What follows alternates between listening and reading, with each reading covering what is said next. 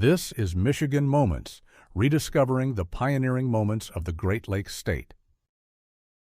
At sunrise on a summer day in 1912, the village of Capac, Michigan stirred to life with the long, familiar whistle of the Père Marquette flyer, a daily event that brought passengers, parcels, and gossip from Detroit to the depot. The town's wooden platform filled with farmers, salesmen, and children craning their necks toward the horizon. Across the road, the Palmer House stood as a hub of local life.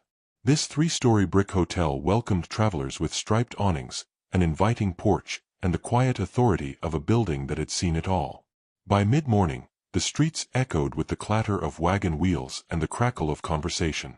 But on Monday, June 17, 1912, the town wasn't talking about trains or trade.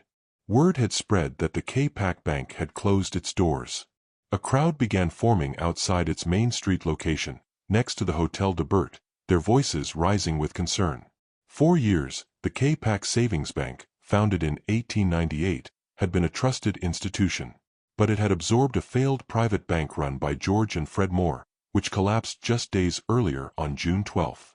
The collapse was blamed on a string of bad loans tied to the lumber industry.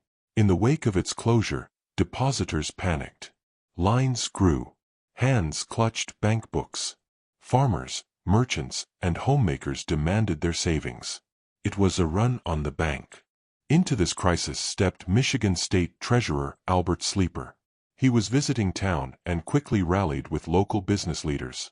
They raised the money needed to cover withdrawals and restore calm. Thanks to their efforts and the confidence of the community, the run was stopped and the bank was saved. Meanwhile, the work of the town rolled on. Down at the stockyards, cattle were being herded into chutes beside the tracks. The scent of manure mixed with the hiss of steam engines as livestock was loaded onto rail cars bound for Chicago. Capac's economy was still firmly rooted in the land, and in the rail that carried its goods away. The Van Nest brothers' chicory mill roasted and packed its product, a bitter root often blended into coffee. At the edge of town, the Capac Paper Company processed peat into pulp. Factories like these kept people employed and powered the town's modest growth. On Main Street, Lang brothers sold buggies and farm implements to a steady stream of customers. A new filling station, run by J.W. White's Mutual Oil Company, stood with a single shell pump, a symbol that the auto age was beginning to arrive, one dusty tire at a time. Storefronts bore painted signs. Children peeked into windows. And in the evening, as lamps flickered on and trains departed west, the day closed much as it began, with hard work, quiet pride, and a strong sense of place. Capac was a town in motion. Steady. Determined.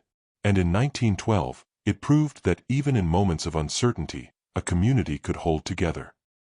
This has been Michigan Moments, offering bite-sized morsels of Michigan history.